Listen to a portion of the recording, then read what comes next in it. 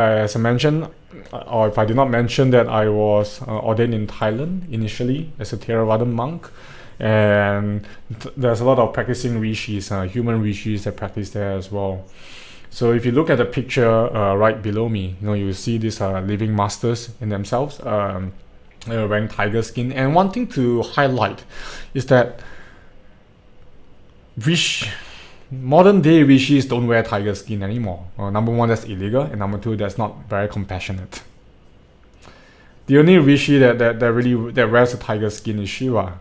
There's a whole story of how there were practitioners that were jealous of him because when he got to the land, he was very handsome, and they dug a pit, and made him fall into a pit, and then there was released a tiger, ate it up, and he tore the tiger up, and and drape the tiger skin around his body, right? So yeah, animal skin or anything, if you use them for amulets, that's not recommended, not just by the law, but I consulted with my Rishi as well.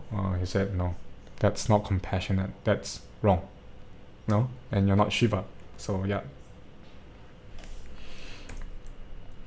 So the main practice in Thailand is to practice the four kasinas, the four elemental meditation.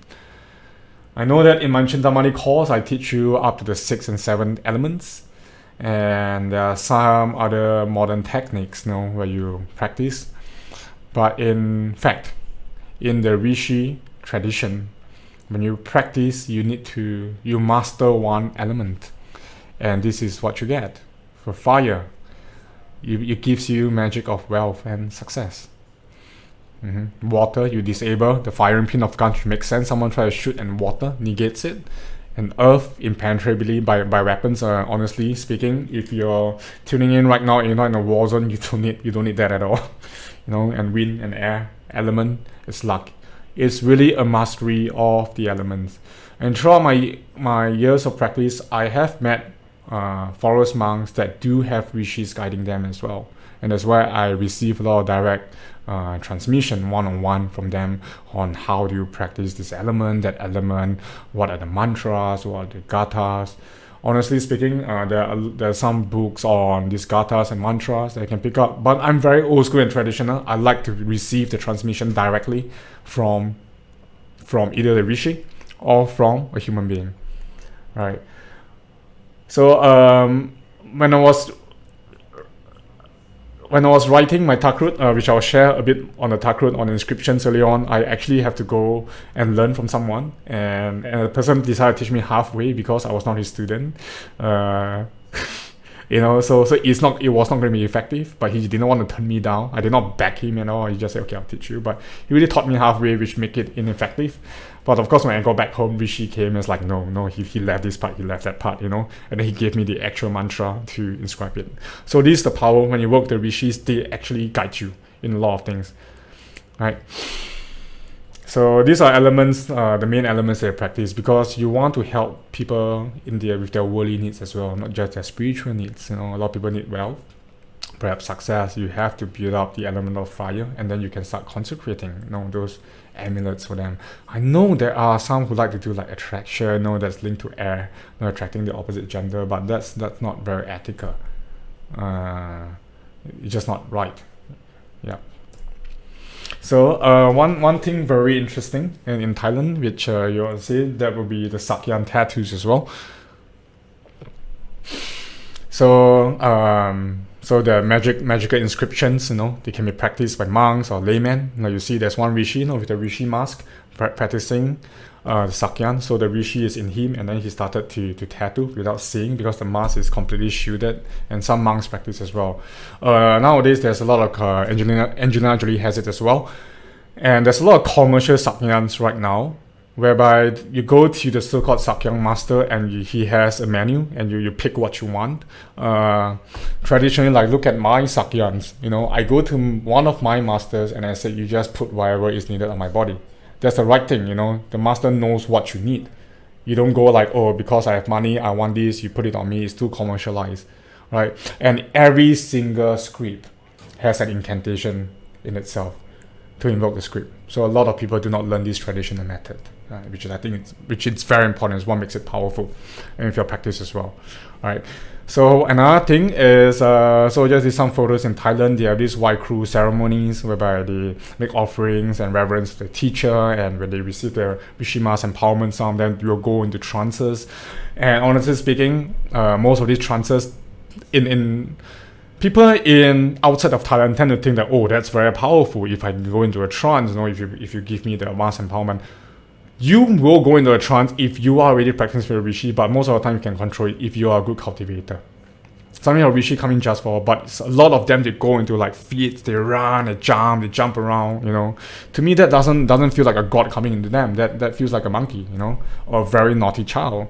And in Thailand, we have this word, we say Jit Mai Ning. Jit means heart. Ning, I cannot really translate it, but it basically means someone's mind that is not still, not balanced, and not serene.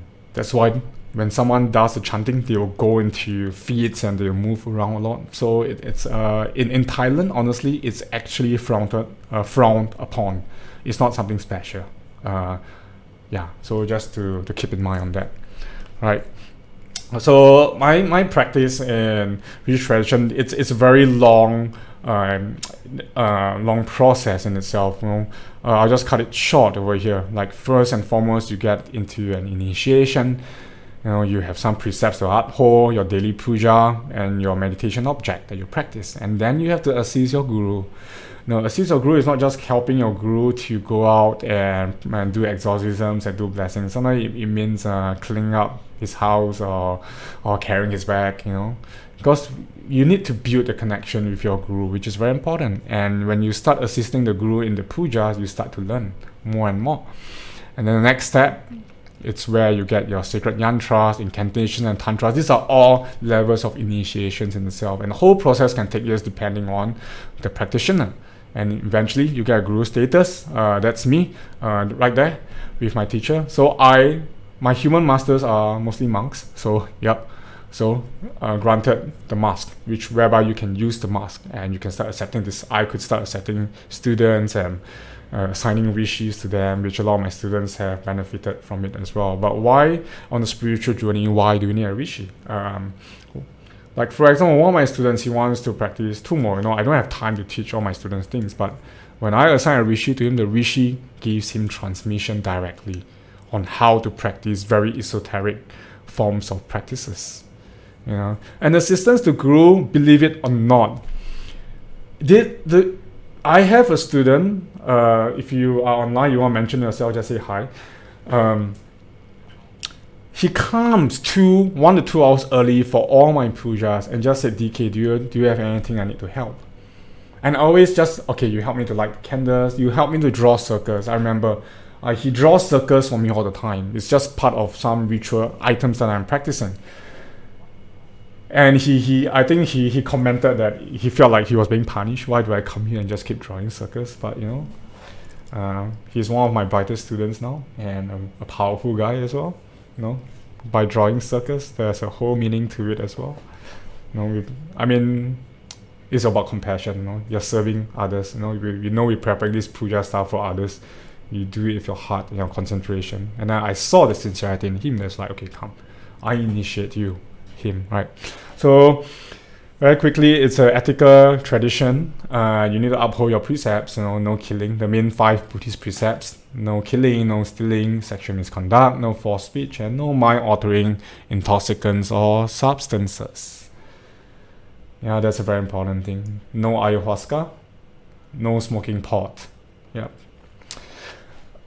Because if you alter your mind, the 5th precept, it can just abolish the other 4. You're not controlling your mind. How do you develop the proper kind of meditation? And you want to be independent as well. You don't want to rely on substances. And then for the Rishi tradition, we always add on your filial piety, spiritual obligation, and fruit restrictions. Spiritual obligation and fruit restrictions are dependent on the guru itself, on the tradition that you come from. All right. So this is Alvin. He helps me. I was doing a spiritual empowerment, and then he He just keeps holding a sheet of paper for the chant and names, and so that I can chant. These are the kind of assistance that you give as well. Yeah. So when I came back to Singapore, these are the things that I do, because I received the status to do more intense pujas and blessings for people. And of course, it took me years of practice. So part of what I do, like I make it more relevant to people, like sacred incantations on pure silver. Some of them use animal skins, which I really am against, and certain kind of other minerals that you can draw the inscriptions, roll it up, blow it, and someone keeps it for their protection or for their business, for their wealth, or to gain the proper kind of charisma that you need for your day-to-day life. And you need a lot of loving kindness in yourself to be able to bless an object, to give charisma. Right, so that's me right there, drawing it. And then alchemy as well is part of what I do. Herbs, I know some of you have my balm, and you all enjoy it. And in fact, these balms, it's highly sought after. There's more than 1,000 gold leaves inside as well. It can only be consecrated under the full moon, right under the full moon. You have to be outside. When I first did it, there were mosquitoes swarming me, and you have to do it in full concentration and samadhi. When your mind gets distracted, you get up, take a walk, have a drink, you come back, and then you start chanting as well. It has to be completed in full moon. If it's not completed, you have to wait till the next full moon, and in between you have to chant to it daily, right? And yes.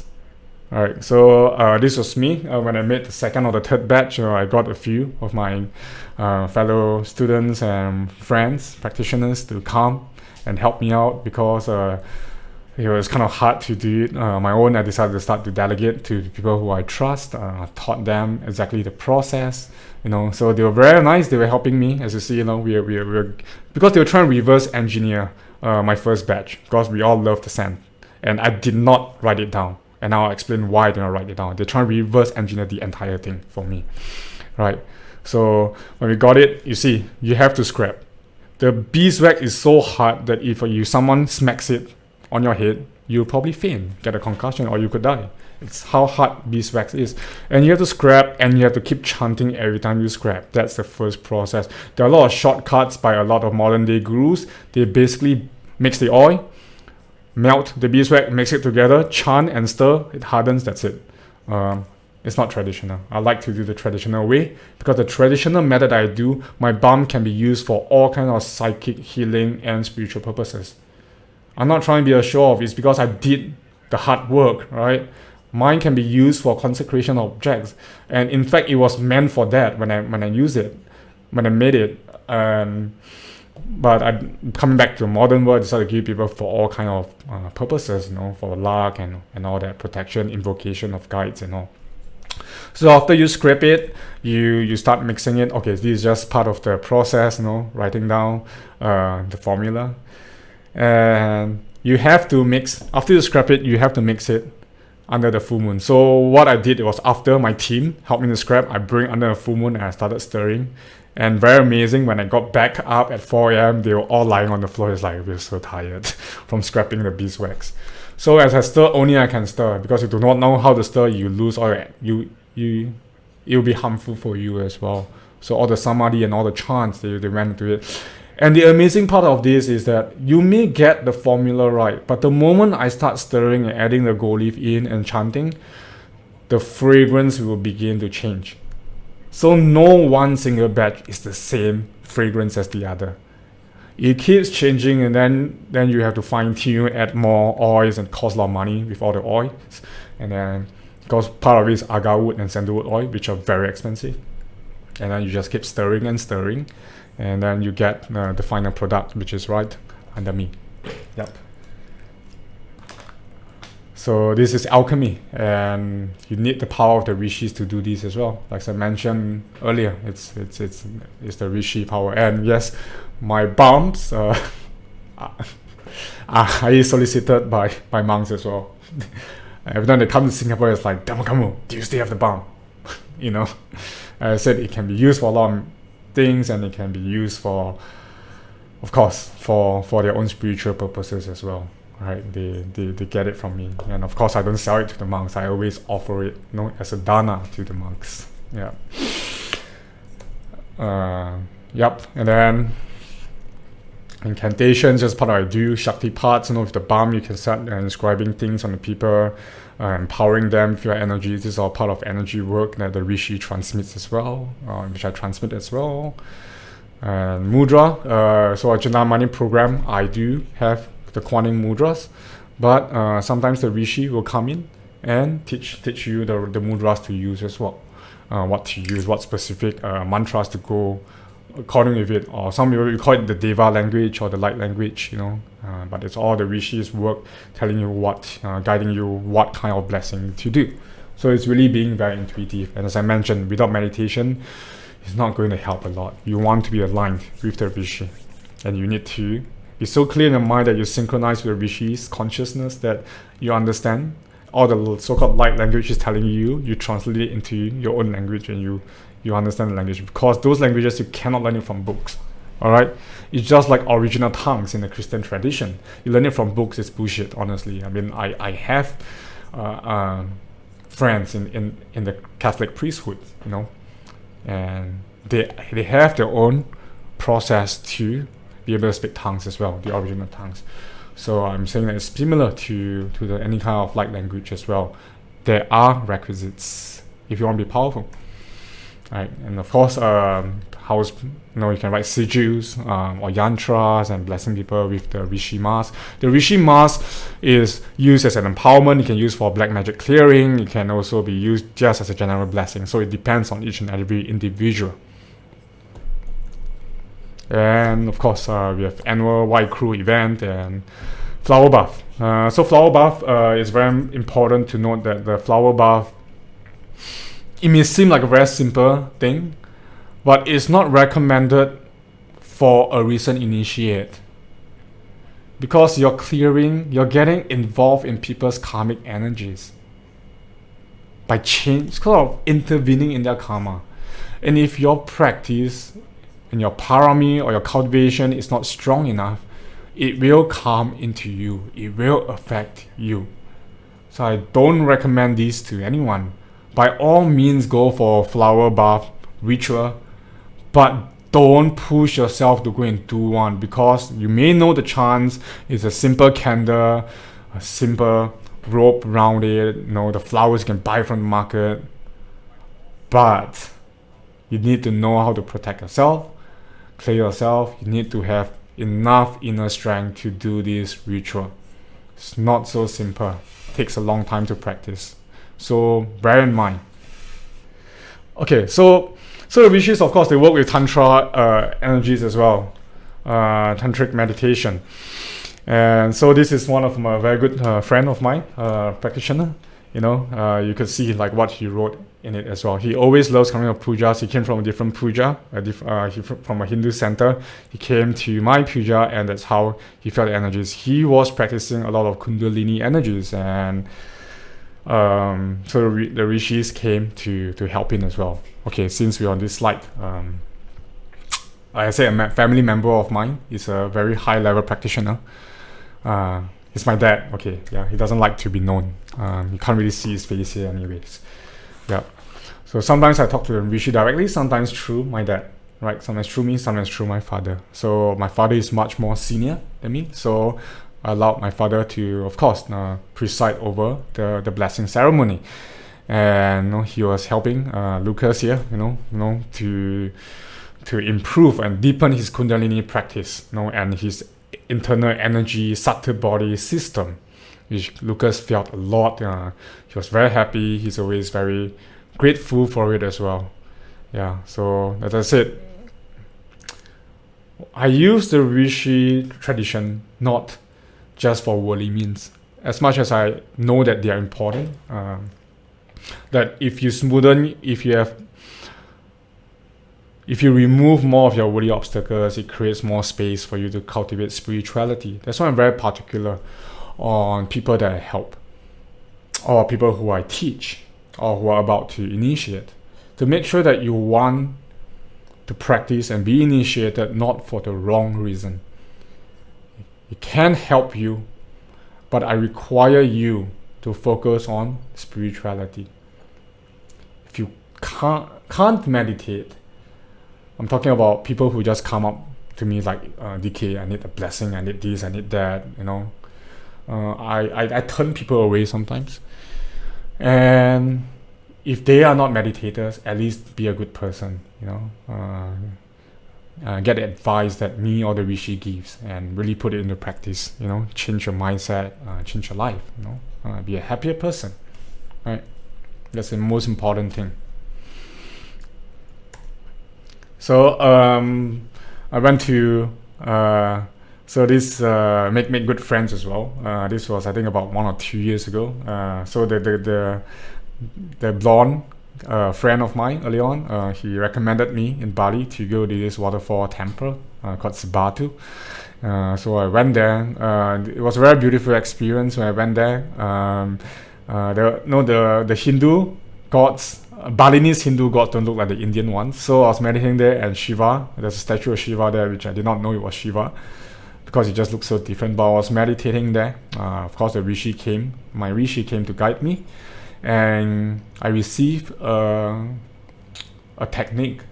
It's a practice on its own. Everything that Rishi gives is both a practice to deepen your understanding of spirituality, and it also comes as a psychic ability or modality that you can use to help people, be it in tantra, in healing, in exorcism, or anything, right? So I received this initiation while I was there sitting in meditation for 2 hours.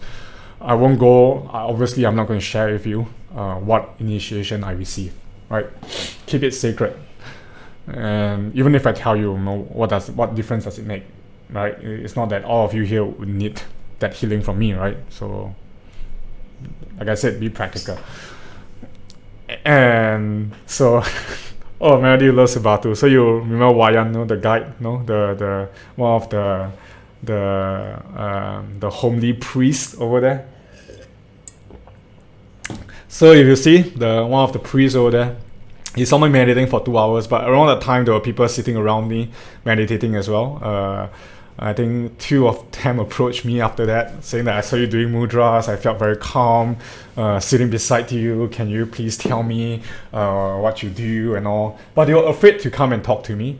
I do not know why. But after I sat there in meditation for 2 hours, I got up and climbed up the stairs, and because there's a long stairwell, to get to Sebatu waterfall. So I was walking up. Then this man, I do not know that he's a good practitioner, and he does a lot of pujas for people there. He's somewhat like a priest already, but just not a priest assigned to the Sebatu waterfall temple, but a priest in his own right. The people respect. So he just looked at me. I didn't even know that he was a priest. He just looked at me. It's like, I saw your meditation. Very good. Bless me. He just did this and blessed me. So I was like, I was on a vacation retreat and did not really want to do any work for anyone. I just wanted to be myself. But I was like, make some friends, right? So I did a quick blessing for him. And then, after that, 2 other tourists, they're coming up to me and asking me to can you do me a blessing as well? Can you heal me, and all that kind of stuff. And eventually I was like, okay, I'll oblige, I made some friends, and yes, and that was all. So as I returned back, following year, and so Wayan, the priest, I went to his shop where his wife is, and they have a family friend there. So I did pujas for them. Why am I showing you this picture? Because look at what I'm wearing. Like I said, be practical. You don't need to put on special robes, or feathers, or face markings, or wear your malas. I was in board shorts and an organic cotton t-shirt. And you could just do your blessing, be spontaneous. Alright, you don't need to show in our form. And while I was doing it, so there was the man, he had some disturbances, and I did some clearing for him right there and then. So Wayan's wife was like, can you do a blessing for us? Like, oh, sure. And so I have close relationship with his family. Yeah. So just remember, you don't need to look special. Yeah, and you can do your work, and that's it. You know, when I serve the local community as well, where I was, Balinese are very spiritual. Balinese Hinduism is a very beautiful culture and practice in itself. All right. So if any of you wondering, I do accept disciples and practitioners as well. I think this was not supposed to be part of the slide. I apologize. To try and figure out this new software. Yeah. So I'll just give you in Thailand, we list down to 9 rishis because 108 rishis are there. That's way too many rishis. So we have the 9 main rishis that people pray to or build a connection with. So Pocket Tafai, which Tafai means fire-eyed Lord. No, he transmit knowledge to the world. He's very parallel to Tang Tang Gyalpo. No, these are one of the oldest rishis as well. Of course, these are mold. You know, this statue is just made out of someone. He doesn't really look like this. Definitely not in tiger skin. I've seen them. They don't wear tiger skins. They have very beautiful robes that they wear. So Pocket Tafai, he's basically good for everyone and always held in high regard for all the rishis. Like I said, all the rishis come from the same source, Shiva, right? So they don't actually make any comparisons as well, the rishis. So the next one, which is Rishi Tralochana, Lersi Tafai.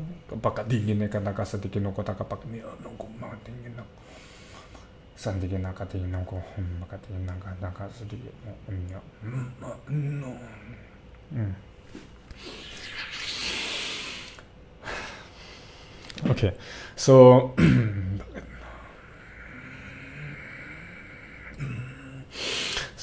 Rishi Tralochana, Lersi Tafai, a lot of people like to pray to him. You know, he like the previous Rishi. You know, he has the third eye of Shiva, accomplished in the fire casino. That's why people in sales or business they like to have an amulet of him as well. Very power ascetic. Yeah. Is the strongest in supernatural powers and authority, and he's always invoked for pujas. I'm not going to review which Rishi I work with, but for those of you who have been to my pujas in person or online, get a rough idea. So, and practitioners of the occult, yeah, they like to pray to him. Rishi Tafai always has a third eye. And no stronger than supernatural powers and authority. It just means that's his focus. You're not saying that the other rishis are lesser. You want to graduate with a degree, or in high school, you need to go to different subjects, right? You can't just say that, oh, English is the most important, math is not so important, science is so-so. Every teacher, they play a part. They play a big role in helping you to graduate. So it's the same thing in the spiritual or the occult tradition. Every of these rishis, every guides you work with, every teachers, it's not one is better than the other. We should not draw this comparison. No, the rishis, they don't draw this comparison. They know they come from the same source.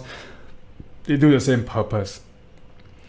Relieve your worldly suffering so that you can practice smoothly in spirituality and developing psychic powers to help people. That's the most important thing, not to serve your ego. That's why I've been very secretive about my Rishi tradition as well, but I've seen that seeing people are so genuine these days, decided to share. So Narada, Lersi Narad, in the Hindu depiction is Narada, a more youthful musician deity, musical deva, imbued with loving kindness, Sarnemeta Maniyam, helps you to gain popularity amongst people, which is very important in your work, right? And because he has loving kindness, that's why he can grant you with Sarnemeta Mahaniyam, gain you popularity and attracting the right opportunities to you. I'm not saying the other rishis do not have loving kindness, but this is what they're known for, right? Inspires wisdom, grants success, okay. Good for family with children, yep, very homely, which is good. He's older than Okay, not allowed to say that. So yes, he has great powers as well, of course, and all of them are powerful, in the occult. And then you have Narai, which is Rishi Narai, emanation of Vishnu. So yes, the esoteric views. They like, not they like. I mean, people might like to get amulet or pray, but it's not necessarily that they get the energy or the guidance of the Rishi, because it depends if you're a practitioner or not. If you're not a practitioner, you just get, I have great influence in people. That's all. That's what the amulet blesses you with. But there are so many great things, like vanquisher of black magic, benefit if you're studying the esoteric studies. But if you're not a practitioner, then these things just don't come, because the capacity is not in you at all. Yeah, but Nara is great for dispelling black magic. And in fact, if you can, for me, I can invoke any of the Rishis through my practice. I'll review more of them in my occult studies class. This is just an introduction on this very beautiful tradition, because I feel this tradition is very comprehensive. There are teachings, there are magic for you, there's spirituality, there's meditation, and then there's the occult. There's abilities that you can play with, right? Okay, I love this Pet Chalugan. He is vast in supernatural powers. Okay, in fact, I don't know why I typed this. I think all of them are vast in supernatural powers. No, I just got some of them off the internet. He is the Rishi with a bull head, and believed to be first incarnation of Narai. Okay, he grants supernatural powers and high influence, and he governs the lower tier Rishis. Remember I said about there's 108 Rishis for the first batch, then you have the so-called franchise 108 to the power of 108 into the lower one. He governs them. He punishes them if he needs to.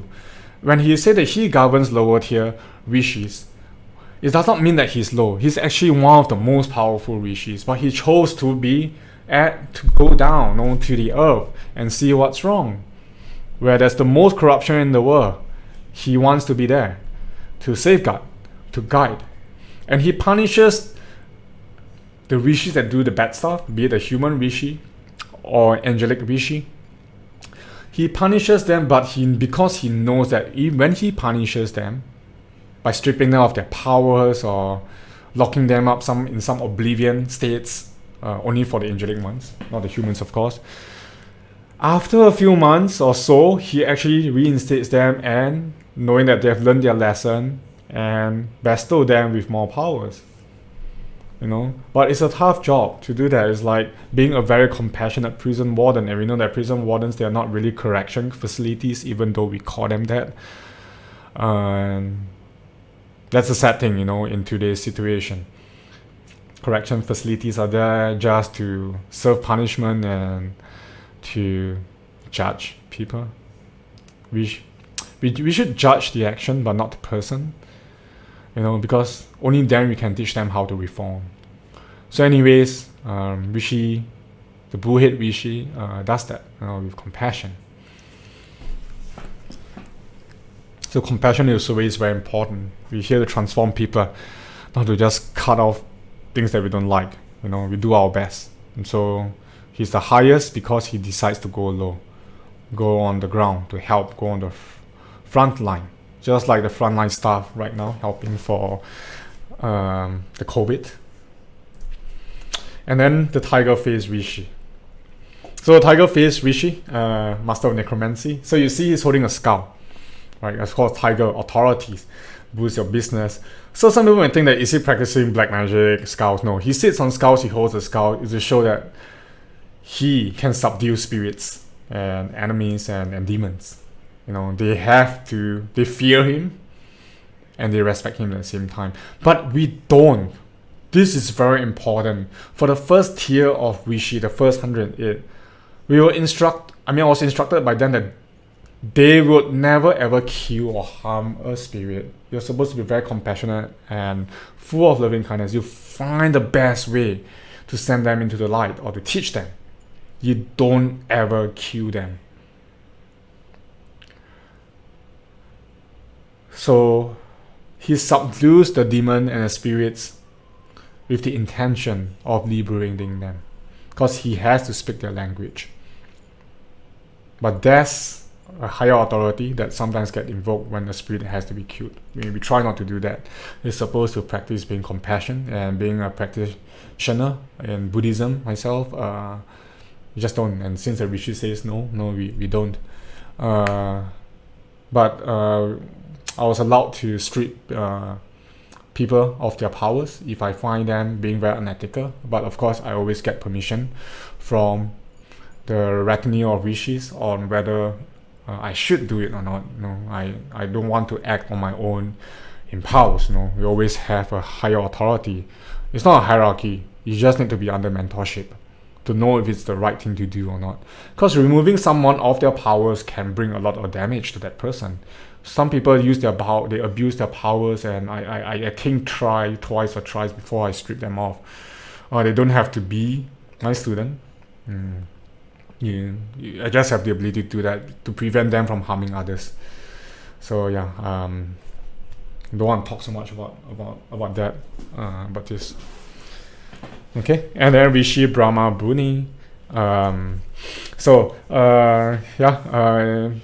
It helps protect non-corrupt officials, So he holds a book, right? So it's like the law, and actually the Akashi as well. I did check with I know there are people who access Akashis as well. Just be very careful if you're really tapping into the right thing. Sometimes you may not be tapping the right thing. And I checked with the Rishi and also a lot of fellow human gurus who may be practicing with the Rishi and who may not be practicing with the Rishis. We have all concluded on these findings, the final sentence. The only beings who are truly able to access the Akashi records, Shiva and Indra, not even Brahma, because that's not his office. If we are so organized in our institutions on earth, and we say higher beings have higher wisdom, obviously their organizational structure is better than us. The power of delegation of authority. Come on. Does that make sense? So it's not Brahma's office for that, but Brahma can make a request to Shiva or Indra. Only Shiva and Indra, because it's in their office to access Akashi records. And for the emanations of Shiva on the Rishis, this is the Rishi that assesses the Akashi records and always send up to ask Shiva and Indra, is it necessary? Do we need to assess the Akashi records of someone? Because honestly, if you develop your own senses and abilities, you do not need to assess it all the time. If it's not a sacred book and everybody can, Akashi records, I can flip it. How sacred is that? Everyone can see it. I mean, we have to use our common sense. If something's so sacred, everyone has access to it. To me, it's not sacred anymore. All right. So it's always about common sense and common sense and common sense. So we want to bear in mind of this. Okay. So I hope I gave you a proper introduction to this as well. And in fact, because a lot of people has been requesting for me to talk about this, requesting for me to do this talk, and wanting to learn how they can actually improvise in their tradition. Like I said, you work with the Rishis. The Rishis come and help you. It is going to speed up your practice, your spiritual practice, your healing abilities. I have been very resistant on initiating people. My teachers as well. I know Thailand, they give sort of mass initiations, but they are actually very low level, just entry level. And my human teachers do not give mass initiations.